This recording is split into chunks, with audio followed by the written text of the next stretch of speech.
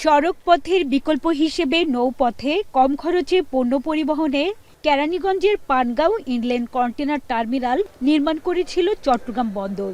১৫৫ কোটি টাকায় নির্মিত এ টার্মিনালটি ২০১৩ সালে চালু হয়। তবে অতিরিক্ত খরচ, জাহাজের শিডিউল ঠিক না থাকা সহ নানা কারণে টার্মিনালটি ব্যবহারে ক্রমশ আগ্রহ হারান ব্যবসায়ীরা। বিশেষ করে ২০২৩ সালের জুলাইয়ে পানগাঁওগামী একটি কন্টেনার জাহাজ ডুবি এবং পণ্য খালাসে কাস্টমসের জটিলতায় বিমুখ হন ব্যবসায়ী ও শিপিং এজেন্টরা। এই প্রেক্ষাপটে গত নভেম্বরে এক চুক্তির মাধ্যমে সুইজারল্যান্ডের প্রতিষ্ঠান ম্যাডলককে ২২ বছরের জন্য পানগাঁও টার্মিনাল পরিচালনার ভার দেয় বন্দর। জানুয়ারির প্রথম থেকে দ্বিতীয় সপ্তাহের মধ্যেই টার্মিনালটির ব্যবস্থাপনার দায়িত্ব বুঝে নেবে বিদেশি অপারেটর। বন্দর বলছে, অত্যাধুনিক যন্ত্রপাতি সংযোজনের পাশাপাশি এই রুটে পণ্য পরিবহনে বিশেষ ধরনের জাহাজ আনবে ম্যাডলক। আগে লোকসানে থাকলেও আগামীতে এই টার্মিনালটি লাভজনক হবে এমন প্রত্যাশা কর্তৃপক্ষের।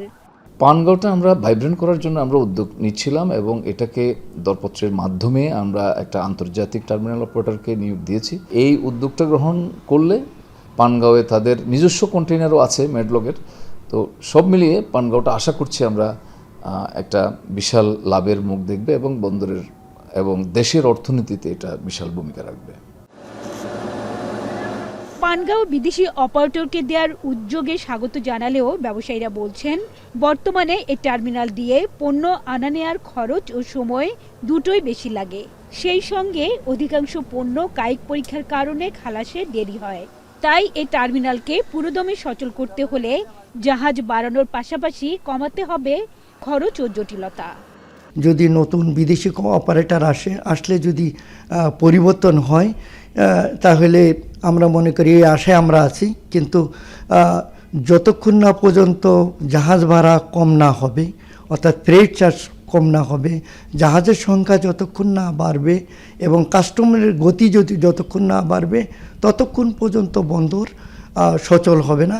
আমাদের যে পণ্য পরিবহন, বিশেষ করে এক্সপোর্টের গুডসটা অনেক ক্ষেত্রে ফ্রেট ফরওয়ার্ডার এবং বায়ারদের উপর নির্ভর করে। তাহলে তারা সেখানে বায়ার বা ফ্রেট ফরওয়ার্ডারদের সাথে তারা বসে ওখানে একটা চুক্তি করে ওই অনুযায়ী তারা মালামাল ক্যারি করার ব্যবস্থা নেবে। আমার তো বিশ্বাস যে তাদের পক্ষে এটা চালু করা সম্ভব। অভ্যন্তরীণ এই নৌ টার্মিনালে মোট $4 কোটি বিনিয়োগ করবে ম্যাডলক।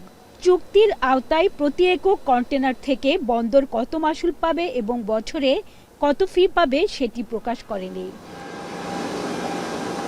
হাজেরা শিউলি, এখন, চট্টগ্রাম।